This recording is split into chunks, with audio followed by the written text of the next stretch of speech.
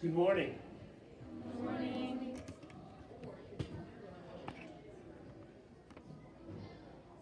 The year was 1874. The date, September 24th. Colonel Reynold S.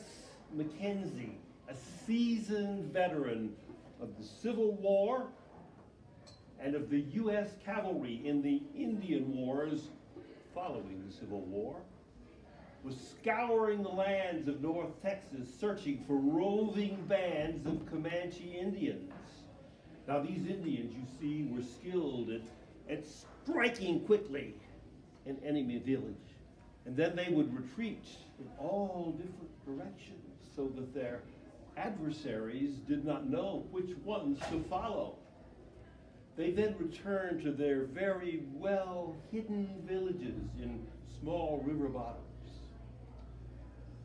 It was an unusual fall in this usually very dry land, in that the cavalry was experiencing torrential rains in a land where there were no roads. Their supply wagons were bogged down in knee-deep mud, 5 miles behind. They were frustrated. They had traveled well on to 20 miles that day, having to travel on foot. They couldn't ride in order that the horses not be bogged down in the mud under the weight of the soldiers. About 4 o'clock that afternoon, they were greeted by their Tonkawa Indian scouts and friends with the news they had long been awaiting, for they had discovered a large band of Indians in a canyon in North Texas. Colonel Mackenzie waited until nightfall, and then under cover of darkness, hoping not to be discovered, he marched his men 25 miles in just 12 hours. That's a lot of marching across a muddy prairie. In the pre-dawn hours the following day, they peered over the edge of the Palo Duro Canyon near present-day Amarillo. How many of you have been to or seen the Palo Duro Canyon? You've been there. Yes. And there below, he beheld a sight much greater than he had expected, for there he saw between 1,000 and 2,000 Indians, between 1,000 and 2,000 horses. His Tonkawa Indian scouts found for him a goat path leading precipitously 900 feet to the canyon floor. The cavalry descended very quietly that path. They arrived at daybreak and were discovered. The battle then began. At first, the Indians, being taken by surprise, formed a defensive wall because their wives and their children were with them. A running fight then ensued for 4 miles down the canyon, at which time Colonel Mackenzie gave the command for a full charge. At this point, the Comanches realized it was wiser for them to retreat with whatever supplies and people they could muster than to achieve a military victory. Mackenzie did not follow them out. For you see, only 4 men had been killed, a small toll only taken. But he had captured 1,400 horses belonging to the Comanche Indians. He led his men and his horses out of the canyon to their camp. He gave away 400 of the best horses to his Tonkawa Indian scouts, and then in a grisly, macabre act, he slaughtered more than 1,000 horses, leaving their bodies to stink and rot on that prairie. Young people, why do you think he did this? Why did he slaughter those horses? Anybody? Maybe as a warning to the Indians. Yes, that's right. Anything else? Any other ideas? Why was that a good military tactic as far as Colonel Mackenzie was concerned? Well, you see, those horses, with winter approaching, were the Indians' means of survival. They would be their food for the coming months. For you see, the buffalo on which they had previously survived had been slaughtered. Also, those horses were money for the Indians. They used them to bargain with the other people for the things, food and other things they needed. So without their horses, they were bereft of the means of survival and had no choice but to surrender to the U.S. cavalry. I and my people were camped 70 miles to the south, near present-day Lubbock. We were the last remaining band of Comanche Indians in Texas. All the other Indian peoples had been conquered. For 7 months, we played sort of a cat and mouse game, trying to get away from the cavalry, till I finally realized that the days of the Comanche living freely on the plains of Texas had come to an end. My name is Quanah Parker. Now, as my name might imply, I'm a man who has lived in two different worlds. I was born in what many people would call the Stone Age. The Stone Age, what does that term, the Stone Age, what does that mean to you? Caveman. You would say caveman. What would anyone else? No technological. Okay. It was an age when, before the age of metal, when the tools and the things people used were made of stone and bone and wood. Power came from wood fires, communication long distance by smoke signals. Now, the second half of my life was lived in an age of electricity and telephones and pickup trucks. Now, when you think of the term the Indians, the Native Americans, quite often you think of a unified and monolithic people. They're all the same, right? Wrong. Right. Nothing could be further from the truth. For you see, in Texas alone, there were more than 12 major Native American tribes, and underneath each of these, there were hundreds of sub-tribes and small tribal groups. Sometimes they got along and lived in peace. Sometimes they fought. Sometimes they formed alliances against a common enemy and even against the white man. It was a hard place to live for the Indians and a hard place to live for the white man. Now, to understand the Native American people, you must understand their culture. There were many cultures. Our people, the Comanches, and our mortal enemies, what tribe was their mortal enemy? The Apaches. The Comanches and Apaches were known as the Indians of the Plains. They lived off of the buffalo, the source of their food, their clothing, the homes in which they lived, and the tools and the weapons that they used every day. Now, the Comanches, my people, were once one of the weaker tribes on the northern plains of America. We were the 98-pound weaklings having sand kicked in our face by the stronger tribes. That is, until we discovered a technology which transformed us from the weakest of tribes to the most powerful tribe ever to grace the plains of North America. What was that technology we discovered? Anyone? The horse. The horse. Now, we were not the first of the tribes to acquire the horse, but we were the first to use the horse as more than just a beast of burden or a means of transportation. For us, the horse became a fighting machine.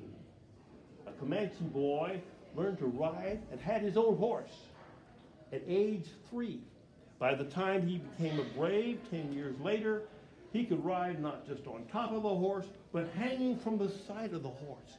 And he could deliver a dozen arrows in the time it took a soldier to load and shoot and reload his rifle just one time. That is what gave us military superiority over the white man until the white man acquired a certain technology. What was that technology? The cannon? No, not almost. The guns, the Was it like the moving cannon? it was a gun. It was the repeating gun. Machine gun. Well, that came later. That came a little later. The 5-shooter. Now you've heard the term 6-shooter, but the first gun developed by Samuel Colt was called the 5-shooter. That is what gave the white man parity. Let me describe some of the other tribes of Texas. I told you of the Indians of the Plains. Now in the South Texas coastal area were the Indians of the coastal plains. The best known of these were the Karankawa, a tall and strong people. They lived along the coastal area, traveling in swift dugout canoes. They ate fish and products of the sea. They were known for their beautiful baskets, pottery. They had bows that were 6 feet high. They could hit a target accurately at over 100 yards. A very warlike people. To the west of them were a group of tribes known as the Coatlicans. Now there was no single tribe with that name. There were small independent groups who spoke the Coatlican language. Now they were what you call hunters and gatherers, nomads of the plains. What are hunters? What makes a people, a hunter and a gatherer? What distinguishes that? How did hunters and gatherers survive? They grew neither crops. They didn't raise livestock. How did they survive? Anybody? They ate whatever was on the land. Deer, foxes, cactus fruit, nuts, whatever they could find. When they had depleted one area of land, they moved on to another. They had many battles. What do you think? In the battles between the Coatlican tribes, what were they fighting over? Food? Land? Land, yes. Two tribes descend upon the same valley.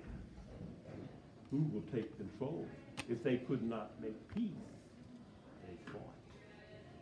In the eastern part of Texas were the Indians of the forest. The best known of these were the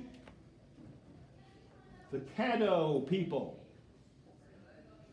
And the Caddoan Confederation of Tribes, including the Tejas tribe, from whom we get the name Texas, the Tejas tribe. Now the Caddos in this confederation were the most sophisticated of the early tribes. They lived in large homes, large towns. They had schools and organized religion. They raised crops, the things that you and I like to eat today. Beans, corn, squash. They had fruit orchards. They were great traders. They traded with the other Indian tribes. They also traded with the white man, especially the French. In the western part of Texas, were the Indians of the desert. Can anyone name any of the tribes, the Indians of the desert? The Pueblos? Have you heard of the Pueblos? The Humanos. They lived along the great river valleys of West Texas, like the Rio Grande and the Pecos River. They had large adobe houses that looked very much like modern-day apartment complexes, sometimes 3 and 4 stories high. They hunted buffalo, large game, and they were grain farmers, wheat, corn. They were quite sophisticated as well. in the central part of Texas, coming down from the lands of the north in the 1700s, were the Indians of the grassland, the Indians of the prairies, the Wichitas, the Wacos, the Tawakanis, and that mysterious people known as the people of the wolf, the Tonkawa. Now, the Indians of the prairies were like the Indians of the plains in that they hunted buffalo. They were like the Indians of the forest in that they farmed. They were hunters in the winter, farmers in the spring. Then later in the 1800s, coming from the lands of the east where they were displaced, were the Cherokee.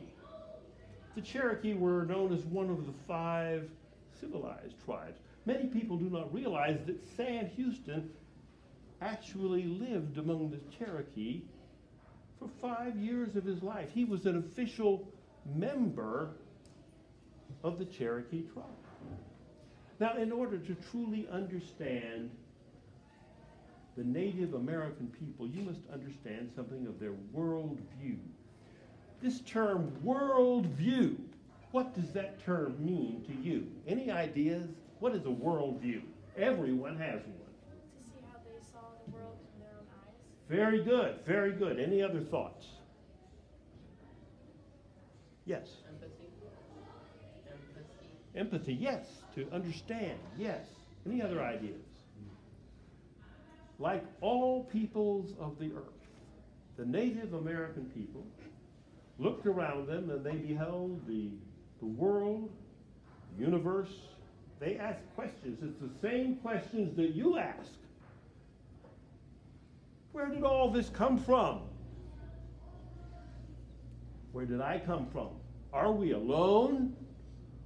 Are there powers, forces greater than ourselves? And they observed indeed that there are powers and forces greater. What are some of the powers and forces greater than themselves that they observed? Give me some ideas of that.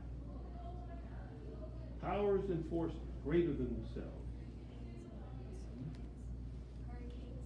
Very good. The wind. How about the sun? The rain. Fire. The creatures of the earth. The earth itself. That is true. They observed that even insects, even the smallest ant, had great power, could inflict pain.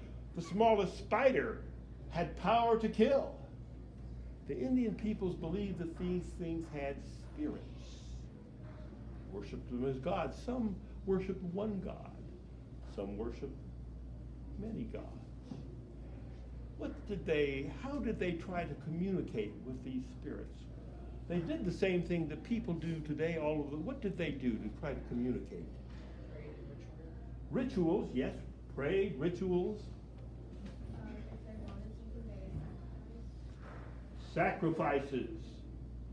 They sang, chanted, they danced. What did they want? What did they want from these gods or these spirits? What kind of things did they want? Food, yes, yes. Sustenance from the earth and from the creatures of the earth. They wanted life. What about when they got sick? They wanted health. They wanted healing. There's something else they wanted.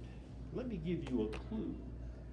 When your football team is huddled in the locker room before the game and they approach it, what do they sort of want? Luck or to win? They wanted victory. Victory over their enemy. They did the same things that people on earth do today. They are not different than the peoples of the earth today. Then came the white man with strange new religious ideas. Some of the white men said, there aren't many gods, there's one God. Other white men said, there's no God at all. So you see, the Native American peoples had the same choices, worldview choices that you and I have. Are there many gods, one God, or no God at all? And they dealt with these things. It was part of their culture, part of their art, a part of their music. It reflected itself in that way. Oftentimes people accuse us of being cruel and brutal. But I say to you that life itself is cruel and brutal. We never knew from one day to the next whether we might awaken one morning and find ourselves surrounded by an enemy who would sweep down on us, kill us, pillage us, enslave our wives and children. So we had to be ready to fight at all times. If we could not make peace, we had to fight.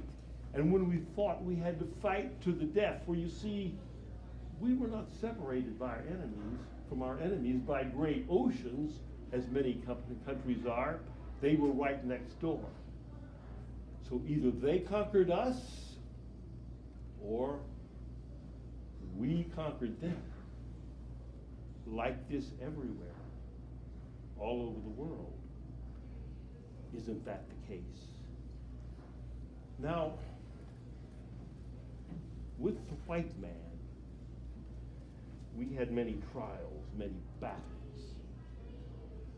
I will tell you of 3 of them. The first, the Battle of Fort Parker. My father was named Peta Nocona, one of the last chiefs of the Comanches. Nocona, there's a town, Nocona, Texas. There's a town of Quanah, Texas. If you have an expensive baseball glove or an expensive pair of boots, it might be called the brand name Nocona. My mother was Cynthia Ann Parker, the daughter of a Texas pioneer family. Now, what happened in the year Texas in the land of Texas in 1836? Some big things happened. 1836, there were some battles. The Battle of the Alamo, the Battle of San Jacinto, Goliad. What happened in Texas after those battles were over? Texas became not a state, a republic, an independent republic. And with that, families like the Parker family moved out onto the plains of Texas. They built forts. They began to farm the land. It was an encroachment, not only on our land, but on our very way of life. So what did we do? Did we sit back and say, come, take over? What did we do? Well, we're coming to that. That's a good point. You're even ahead of me here. We fought. Let me ask you, had you been in our shoes, what would you have done in this situation? Ransacked the place. Yes, could be. Anything else? Gone into the ground, sat down, file. That would have been sit down with them and negotiate. We tried some of that. Do what's best for my people. Do what's best for my people. Do what's best for the people. When we fought, we took captives. Why did we take captives? To show that we're stronger. Okay. To make them one of us and they can help us in the future. Yes, that's true. Maybe become part of. Also, So there could be someone in charge. yes, and they used them for bargaining chips. My mother, Cynthia Ann Parker, became a wife of a chief. Others became bargaining chips. 1840, San Antonio, Texas, the Council House fight. We were meeting with the white man to exchange captives, bargaining chips, for land. A struggle broke out. They killed 12 of our chiefs and 20 of our other people. We left and lost confidence in working with the white man. And for the next 30 years, many battles occurred. Then in 1870, the Red River Wars. Have you heard of the Red River Wars? Let me set the stage. In the United States, 1865, what happened? Civil War ended. The Civil War ended. In the United States, in the eastern states, the Industrial Revolution began. They used the tough hides of the buffalo to make machine belts to run the factories of the East. So there was a great demand for buffalo hides. And so the buffalo hunters came, and they slaughtered the buffalo by the millions for their hides. And with them came the U.S. cavalry, who knew that the buffalo was the lifeblood of our existence. When they destroyed the buffalo, they destroyed our way of life. That brings us to the Battle of Palo Duro Canyon, which we discussed at the beginning of our time together. And that's when I realized the day of change had come. I negotiated a settlement. Our band of Comanches was never defeated in battle, so we did not surrender. We negotiated a settlement. And that is when I decided I would exchange my war bonnet for a business suit. I entered a new way of life. I led my people in ways of change. Cattle raising instead of buffalo hunting. Farming, the trades, the schools of the white man. I became a leader of my people. I made more than 20 trips to Washington, D.C. to negotiate on behalf of the Comanches and other people. I had friends in high places. I marched in the inaugural parade of President Theodore Roosevelt, and President Roosevelt came and dined with me and hunted with me on my land. Those who had once been my enemies, the great ranchers of West Texas, were now my friends and my business partners. I worked with them. I invested with them in cattle and in land and railroads, and at one time was considered to be the wealthiest of the Native Americans in America. But there were some things that I refused to give up. Parts of our culture, our religion. I refused to give up the practice of wearing my hair in braids. I refused to give up the practice of having many wives. At one time I had 8 wives. Now I lost my position as judge of the Indian court because I would not give up this thing they called polygamy. But the white man was not the only group that objected. Many of my wives objected as well. Several of them left me. I suppose they thought I was giving preference to one wife over another, preference to the children of one wife over the children of another wife. Who knows? It's hard enough getting along with one wife. Think of how it would be having to please 8 wives. Young people, the lesson from my life is this. The world changes. The times change. Life changes. And you must learn to adapt and change with it. This has been true for me, for my children, and it will be true for you and for your children as well. And so now I leave you with the blessing of the Comanche. Yo o ko o nanisutai means bless us all. And with the words of the Cherokee, Wende aho, Wende aho, For are we not all the people of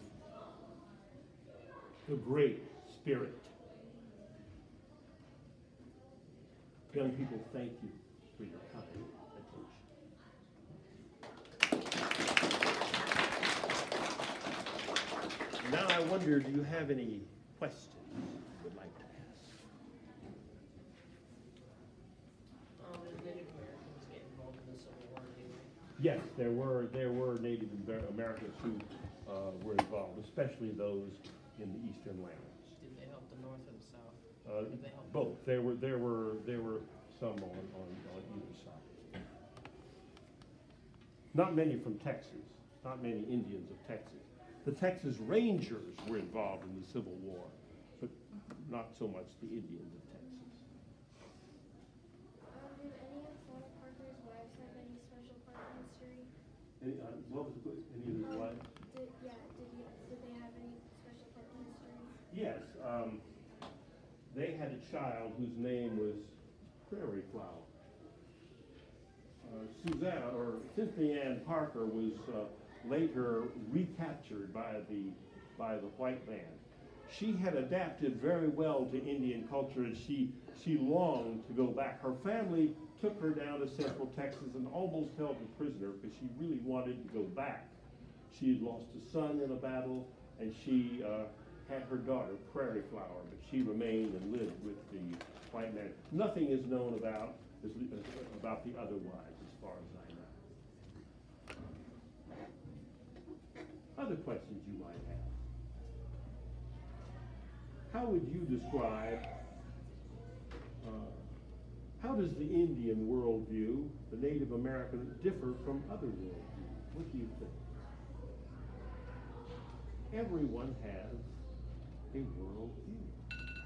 The answer to those very basic questions that all men ask. Not everyone has a religion, but everyone has a worldview.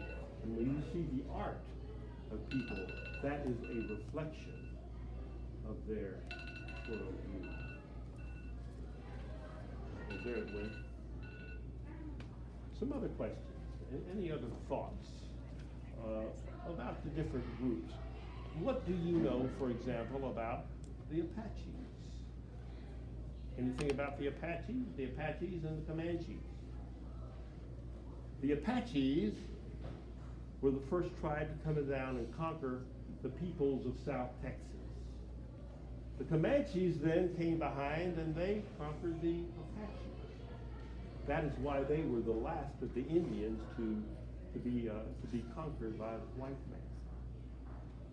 What happened to the Indians of Texas, to the Coatlicans, what happened? Do you know what became of them? What is your thought? They all had to band together and make a last stand. Well, some of them did. For the most part, they were assimilated into the lives of the Spaniards and the Mexicans. What was it that killed most of the Indians of South Texas? Diseases. They were not immune to the diseases of the white man. On the other hand, the white man were not immune to the diseases of the Indians. So many on both sides died of diseases, and diseases killed more than any other. The Coatlicans amalgamated into the people of Mexico and essentially became peasants in Mexico. Most of the Comanches and the Kiowa and the other tribe went to live in the Indian Territory. What is the Indian Territory? What else do we call that? A state. Oklahoma. Oklahoma became known as the Indian Territory. It was one of the last states to enter the Union. So this is the story of the Native American people. Now, I've only covered the peoples of Texas. Now, to the north of Texas were many other tribes. The only tribe that was stronger than the Comanche, or as strong, was the Sioux in the northern part of the country. It was the tribes that learned to utilize the horse, the technology of the day. that became the greatest of the tribe, the most powerful of the tribe. Any other thoughts? Any other questions? I've been to the factory, I've been to the Quanah factory, actually went to the factory with the making baseball gloves. Oh yeah, to the Quanah factory. Yeah. And my mom has one of the brothers from the keychain. Well, yes, you know, it's interesting, the Quanah Indians, or the Quanah factory is making things of leather because the Indian peoples themselves were skilled at making things out of leather. So it's only natural that you would have products of leather, the Quanah, in the Quanah brand. Any of you have a Quanah baseball glove? They cost $300-400, pretty expensive. My brother has one. Ah, your brother has one and he guards it carefully. Yeah, he keeps it safe. Yeah, now, I'm gonna say, what are some other Native American products that you might be familiar with? Anything? You might have moccasins. They're very popular, aren't they? Many things, many of the foods that you and I eat today come from the Native Americans. Jewelry? Like Jewelry, yes. They gave us such as this breastplate, braids. Idea of wearing braids. It was they didn't cut their hair, a symbol of their strength and power. They didn't cut their hair. That's true in many places of the world. Men regard their hair as being part of their power. Any other questions or ideas that you might have about the Indians of Texas? About the ways of the Indians? The battles? Anything else? Go. Did Native Americans fight in the Battle of the Alamo? No, they did not. They did fight in the Battle of the Alamo and the Battle of San Jacinto were not the largest battle. What was the largest battle ever fought on the soil of Texas? Does anyone know? The largest and bloodiest battle ever fought on Texas. It was the Battle of Medina near San Antonio. It was just after Mexico had achieved independence from Spain. And the revolutionaries had been defeated, and so the revolutionaries that remained went to San Antonio to form their headquarters. There were a group of two generals, Gutierrez and McGee, who formed an army of American soldiers of fortune, of Mexican rebels, and with Native Americans who came and fought with them. They had a battle of 1,500 men, and they were totally defeated by a Mexican general who had a lieutenant named Santa Anna. That is where Santa Anna got his start. At the Battle of Medina, there were many Native Americans fighting in that battle. Any other questions about Texas or the history? Very good. Well, once again, I thank you for your, it looks like we're out of time, and I thank you for your attention.